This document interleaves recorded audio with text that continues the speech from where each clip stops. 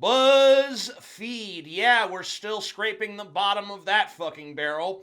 Now, this one went under my radar, but it's recently come to my attention. It's called Questions Muslims Have for Non-Muslims. Now, all of these BuzzFeed question videos are pretty shockingly retarded, but this one, I don't know. I feel like it gave me Down syndrome. It's a special sort of stupid. Check it out. What's the deal with Santa? So breaking and entering's okay long as it's a chubby white dude. And he's eating your mama's cookies? I'm assuming from your voice that you're a gay man. If so, you do realize that the majority of Muslim countries would imprison or execute you for your sexuality, right?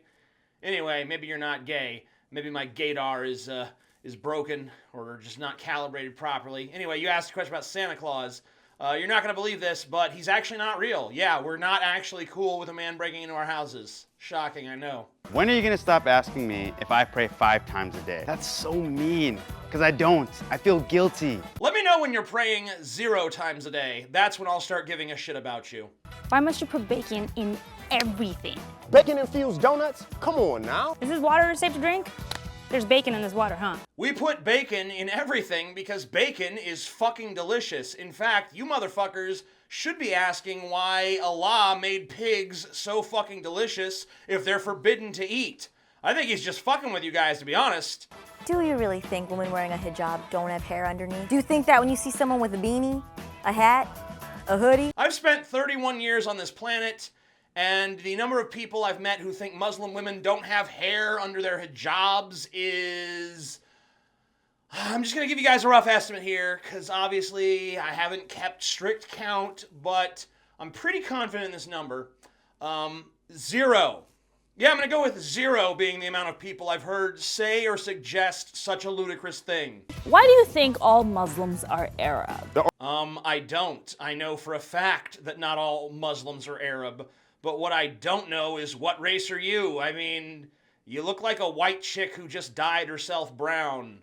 Am I alone on this, or do you guys see it too? 1 billion people in the Middle East. That's geographically, physically, intellectually impossible. That's actually not physically impossible. According to the Washington Post, all 7.3 billion people on Earth could fit into an area the size of New York City if they were standing real close together. So no, it's not even close to physically impossible.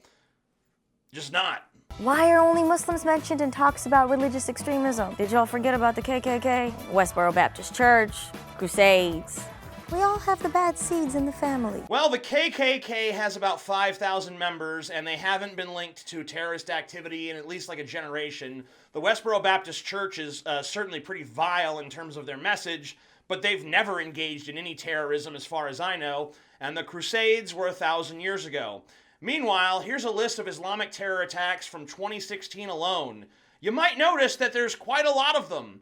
And this is really a very incomplete list. It doesn't even begin to address the turf warfare all over the Islamic world between different extremist factions. Why do you assume all Muslim women are conservative virginal souls? And I am, if my mom's watching. I don't. Why do you assume that I think that? Why do you expect every Muslim woman to wear a headscarf? Does every Catholic woman dress like a nun? Does every Jewish man wear a yarmulke? Does every Shrek wear a tunic? Well, I don't give a fuck what you wear. You seem to have mistaken me for someone who gives a fuck about your headwear. When I talk about hijabs and niqabs, I'm discussing them in terms of women who don't have any real choice but to wear them, because in those instances, they're tools of female subjugation, which I personally take issue with. I mean, unless it's done in a sexy way, then it's fine. Are you really scared that we're going to take over America with Sharia law? I can barely wake up for Fajr, let alone wage a holy war. I think that people are worried about Islamic people who come to the West and still want Sharia. People are worried about this because Sharia is incompatible with pluralism and democracy. It's a very conservative, unforgiving, and authoritarian approach to law and order. And according to a poll by the Center of Security Policy, which is admittedly not an ideal source of information, they're very ideologically motivated, and some have even labeled them a hate group, but they're the only ones I've found who've even conducted this polling. And according to their polling, 51% of American Muslims agree that, and I quote, Muslims in America should have the choice of being governed according to Sharia. Now, most are not saying they want to replace the U.S. justice system with Sharia law, but they believe that Muslims should be able to choose between American courts and Sharia law, which means that, let's say, You marry an infant and then consummate your marriage with her when she reaches the age of 9 years old. Now the police get word of this and you're set to go to trial for, raping a child.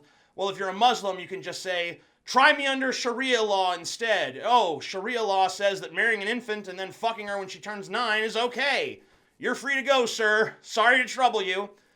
But if you insult or deny any part of the Quran, under Sharia law, you can be punished with execution. I think that if it's true that 51% of U.S. Muslims support such a system, we all have reason to be concerned. If that number is inaccurate, then let's see a more reputable polling organization go find out. Because even if it's 10% of American Muslims, that's still 330,000 people in our country that think that it's okay to marry babies and that execution is a fitting punishment for literary criticism. You really think I want to donate 2.5% of my income to charity? Nah, that's hella McChickens. I didn't even know it was a thing in Islam to donate 2.5% of your money to charity. That's actually rather nice. You should keep that part and maybe get rid of the part about raping kids. What is the secret ingredient in church's chicken? It's so good. Bacon. Obviously. How can I hang out with the new pope? Because he is dope. No, he's not. He's a crusty old piece of fucking shit, just like every other pope in the history of popes. Anyway, I'm The Amazing Atheist. My book, The Douchebag Bible, is back on sale. You can buy it down below. There's personalized and signed copies available. I thank you all for watching. If you like my shit, subscribe to my channel and support my fat ass on Patreon. You can also find my Patreon link down below. Until next time, I'm The Amazing Atheist. Peace the fuck out. Boom.